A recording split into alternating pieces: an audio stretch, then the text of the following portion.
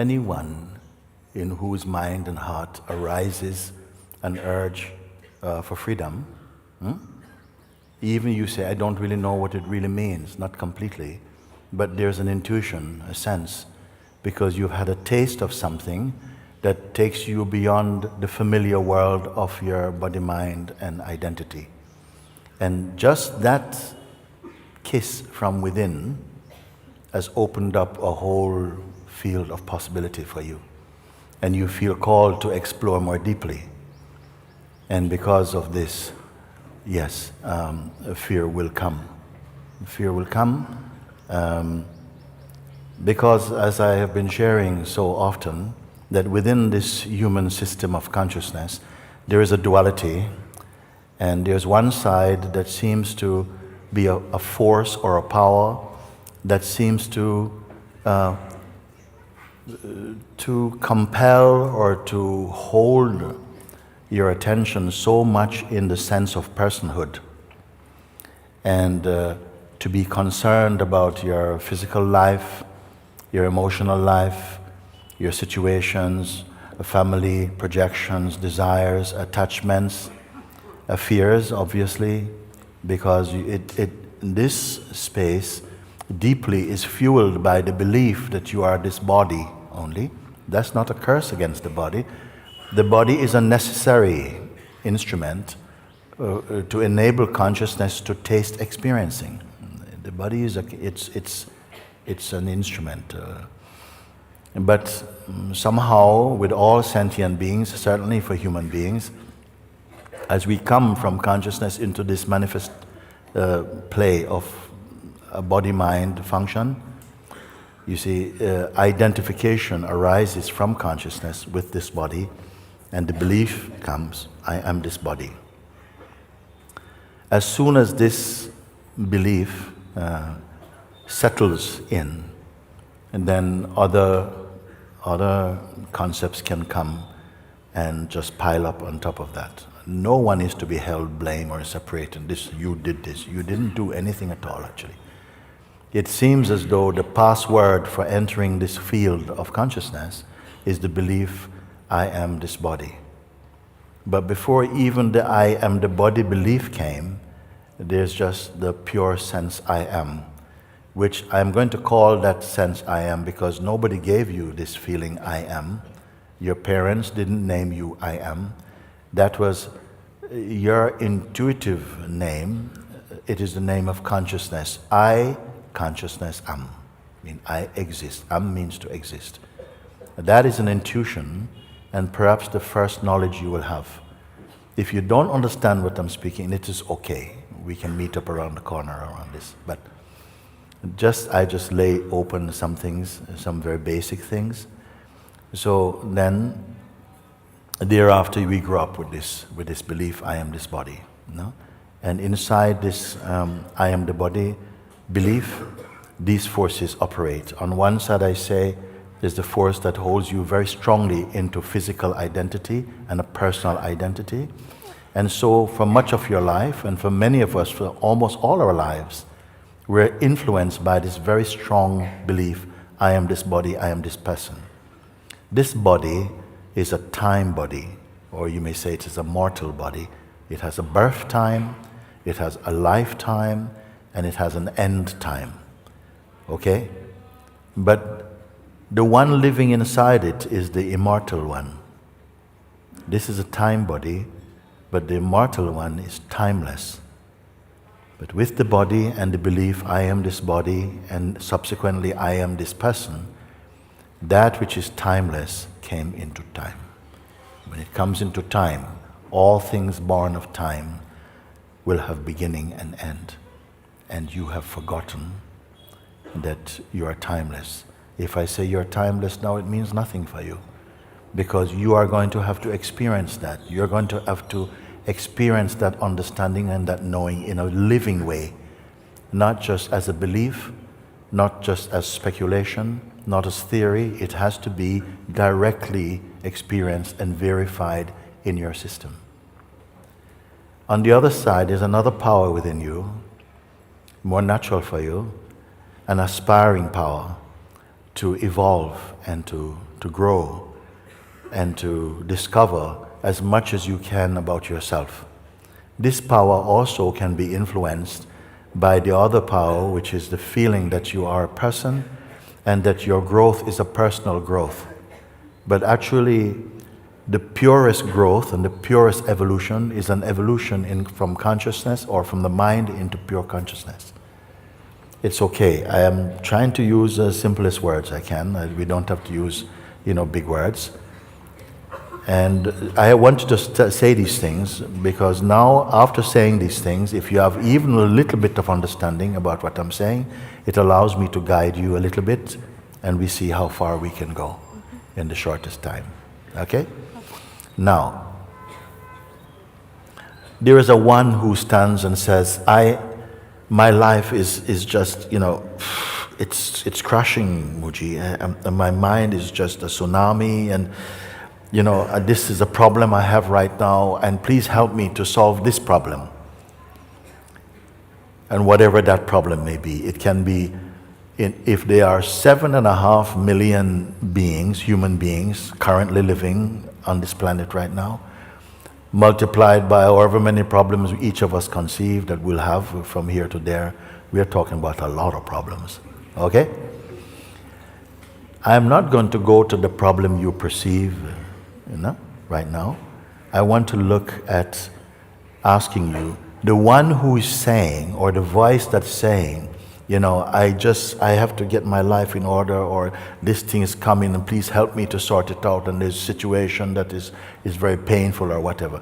The one itself, not the one it's talking about, not what it is talking about, but the one who is saying these things or feel attacked by circumstances or people or situation.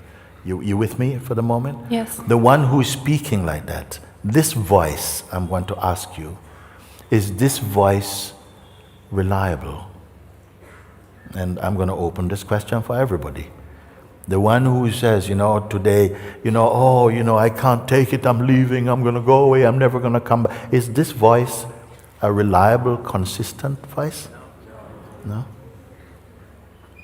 And even the person we assume ourselves to be, who is saying these things, I can't take it anymore, this is the end, from now I'm never ever going to do that, and I promise in the name of God that I'm going to do this from. Is this a reliable person?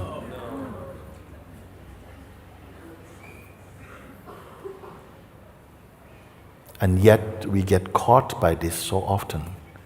We're pulled into that out of habit, conditioning, and almost as though, well, if this is not me, that's all I know. Where else is left for me?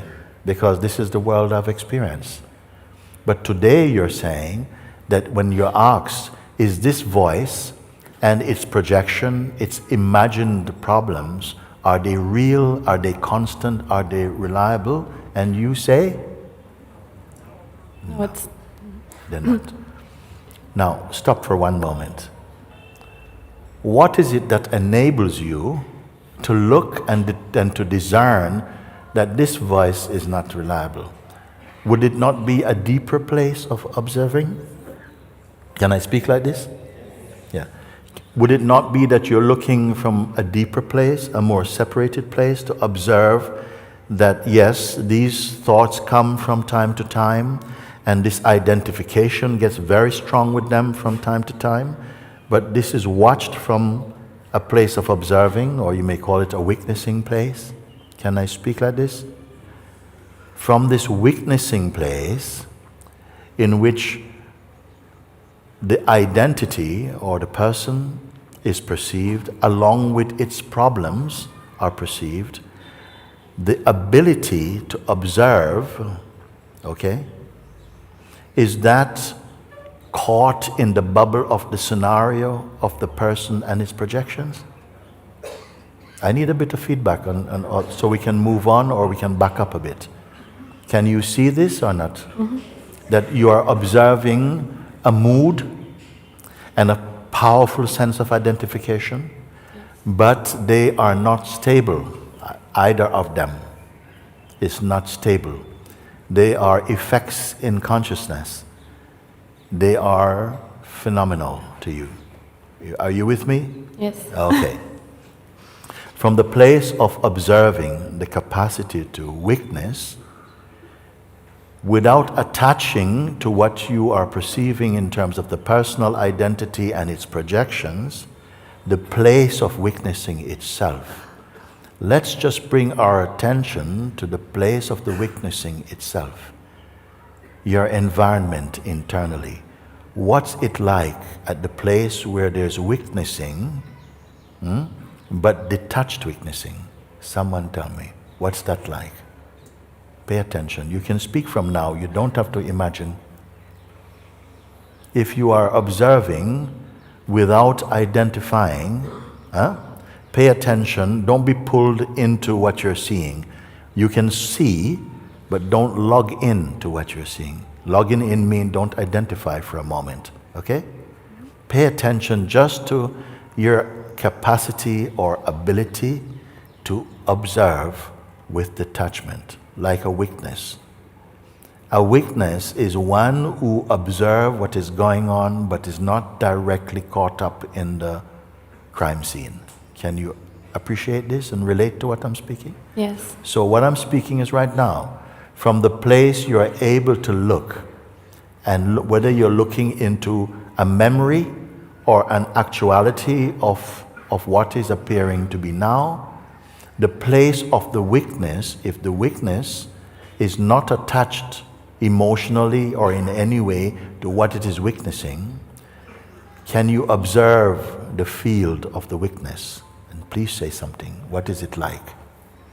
We know that the personal sense feels turbulent and anxious and wants to get the problem sorted now and is asking for help now. But the witness, if the witness is detached and merely observe, pay attention to not the story, but just to the sense of presence. What is it like here? Yes, it's just here. Nevertheless, information from the mind area can seep in. You can still feel like, well, there is something here that's buzzing, but it's not perhaps so near as before. When we are identified with the personhood, it's like everything is pressed up against you and you're experiencing feel claustrophobic. You feel, whoa, there's nowhere to go. There's no help to come, and you feel locked in to your situation. This is often the place where people do things like commit suicide and do all kind of things. But I'm asking you, don't fight with this. Don't identify if you can. Just observe. This is really important. This is why I'm repeating and emphasizing this very, very simple guidance. If you observe, the fruit of your observing is right now.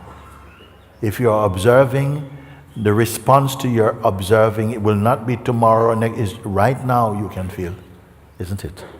Some distance is there, okay? Now,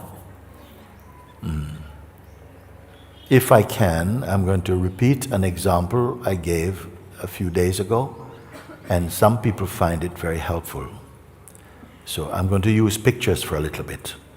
Imagine that we are looking, there's a tree by the edge of a cliff, and on a branch of this tree sits a bird, and this bird is building a nest, and it has chicks, baby chicks in it, and it's flying off and getting food, and it's building the nest, and it's making sure that it's safe because maybe a snake might come and eat the chicks and so. So this bird is going to represent our dynamic life.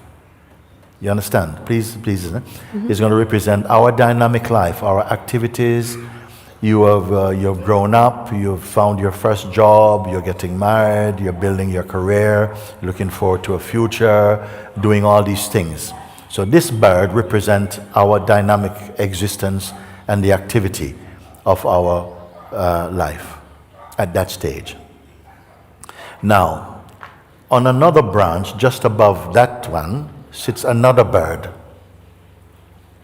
But this bird is not building anything at all. It quietly looks. It's just quietly observing. It's not building, It's not flying off, it is quietly there, resting and observing. In its view, it can see the first bird and its activities and all this, but it can also feel the wind and feel the sky. It can see the sea, it can feel the tree swaying, but it's not doing anything.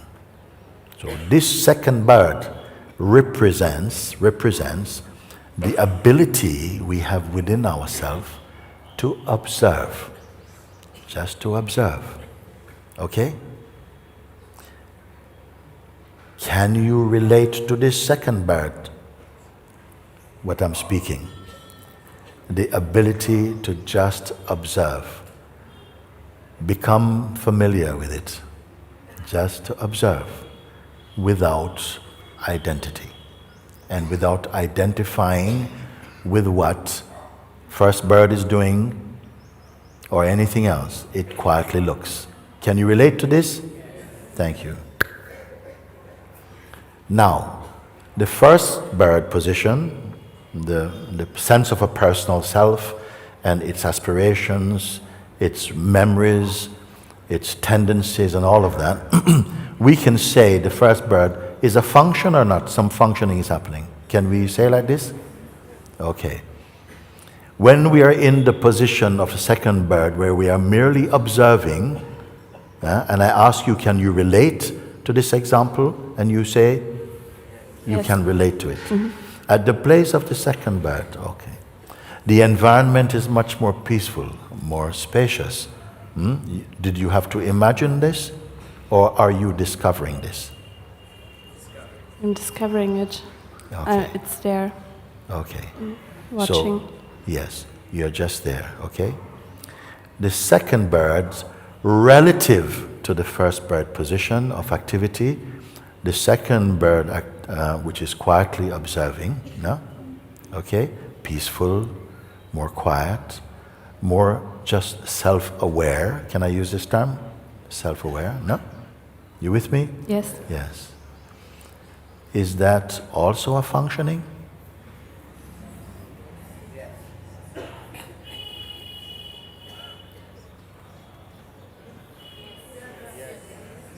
Okay. So even the second position of observing, witnessing means a function of duality. It's not caught up in the activity, but its activity is witnessing, okay? There's a duality there. And you, some of you, because some of you are very, very quiet at the moment, maybe you are so deeply in samadhi, I don't know. But you are saying that this place is subtle, more quiet, more peaceful, is also functioning, okay? I would like to say to you, and for most spiritual discipline, is really aimed at reaching that second bird position. Did you travel to the second bird position? No. Just by understanding, you somehow could experience and verify that dimension or space already exists in me. But I was not aware nor functioning consciously from this place. So I would like to invite you to be more conscious of this. Because what tends to happen, we are so habituated to living in first bird position, okay? So as soon as something goes, like a reflex, identity come, okay?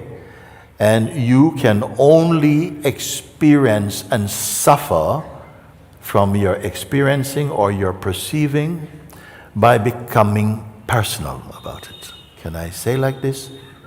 You can verify through your own seeing. I am not trying to put things into your head. We are conversing about it and looking. I'm going to call this immediate and direct sadhana, meaning that I'm not giving you homework to do later.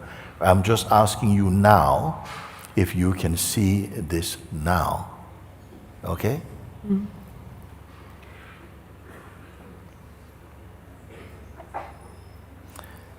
You cannot help what comes up in life. Anything. It's very unpredictable. So whatever comes, almost like without any willpower or intention, we find that somehow we're there to be experiencing it, to be deciding what to do about it. We are somehow there. The more we are deeply attached to a personal identity, the more susceptible you are to get caught up in the traffic of these sensations. Have you noticed that at all? You see? What I want to point out, that the root or the perceiving or experiencing of any problem is always something personal in the experience. Unless you go into this person who is going to bear the consequence of your perceiving, you are only perceiving, and you can be present in the second bird position by observing. In your observing field, you will observe actions, but you'll also observe reactions. You'll also be able to observe interactions without yourself as the witness being distorted or distracted. Is it possible or not? This is the quintessential pointing that is put a lot of spiritual endeavor into a nutshell for you, just so that you can understand and apply. Because I'm not here to teach you information. I'm not here to give you any data or any complicated practice. I'm just asking you, can you understand? And if you follow that pointing, is it useful to you or not? Yes. Watch and see what happens. Maybe for a few times, some activity will happen, and like a reflex, the mind goes into shape, and we are in this kind of storm or turbulence of identity. You cannot stop that immediately, but you can stop it from growing into some monumental epic by simply coming to notice that, wait, I can simply observe this thing. And even this personal noise and the vibration, that is also noticeable. As you apply what I'm pointing, more and more you get better and better at it, at experiencing the stability of the witnessing consciousness. It will get more solid, more present, and you will see that all that you perceive through the mind and the body are somehow arising in this space of perceiving. And that is called the first great shift of consciousness from person to presence. From personal to presence, consciousness, perceiving. The more you are stable at discerning that, but I'm here as the witness, I am not caught in any trap. Even the vibrations of what is appearing through the mind can be felt in the body as reactions. The body may be sweating and so on, but if I hold to the place of observing, I see that gradually all these are clouds passing. Is that saying too much?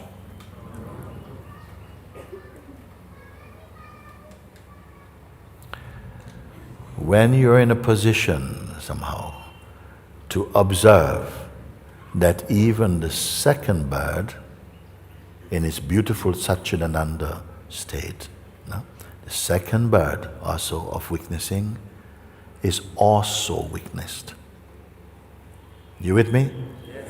That even this beautiful place of witnessing is also perceivable. Don't go to your head. Who are you? Don't answer me. Just allow my question to search you. Who are you? What is your environment like? Have I gone too far? Because I can reverse a little bit, go back, no? If you are able to perceive that even the functioning of perception is perceived.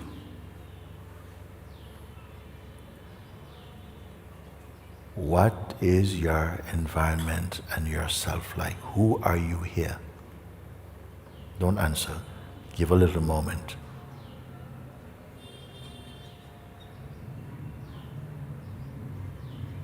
Are you in the same place as the person?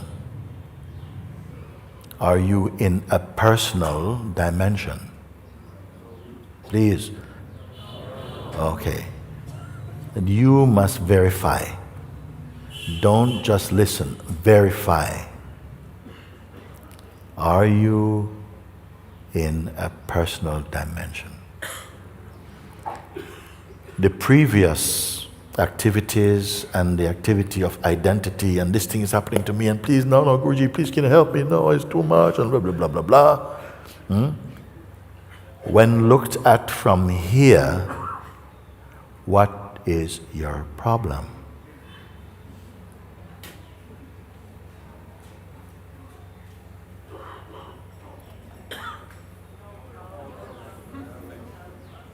Okay.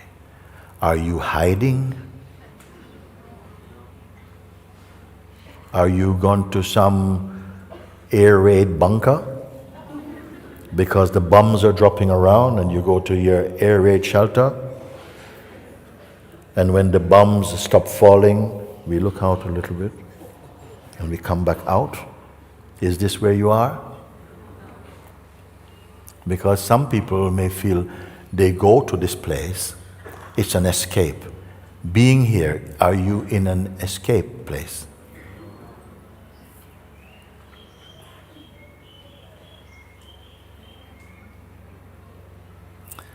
And then what I'm speaking to you, this is a reason why I say I don't want to spend the time fighting dragons projected by the mind. For a while, the force of habit and the power of mental and psychological projection will keep presenting things in your world that will trigger reactions and identity in you. Maybe you're not able to stop that, not by force and not just by any technique or imagination or pranayama or anything else for a moment. I am just saying here that learn to observe with detachment. You may feel you fail a few times, but quickly you'll catch it and begin to grow, expand with more stability, more confidence, more peace, and also you'll begin to enjoy because the confidence will grow in you that you can take on whatever the mind brings. It will come. Okay? I'm just pointing this as a shortcut. The truth that you have found, as you see when I speak to this place of pure awareness, I call it the place of truth. I am not calling truth some sacred bundle of concepts. For me, the spirit and truth are one. The truth is not a belief about something. Truth means your real self. I'm only pointing this out. Now, in my saying of this, and even in your grasping of this, and your experiential recognition of this, it is not the end. But you are rediscovering a powerful God-given tool you have to wipe your eyes of perception and to look from the place, the impersonal place of the pure self. Then from the place up in the canopy of the tree of the personhood state. With a little practice, you get better at it, more stable, less agitated, less fearful, more peaceful, more open, more kind, more loving. You're not working at developing these, these powers are releasing from your natural state. It's coming. But it will take time and a little bit of practice just to keep remembering and applying this very simple pointing for you.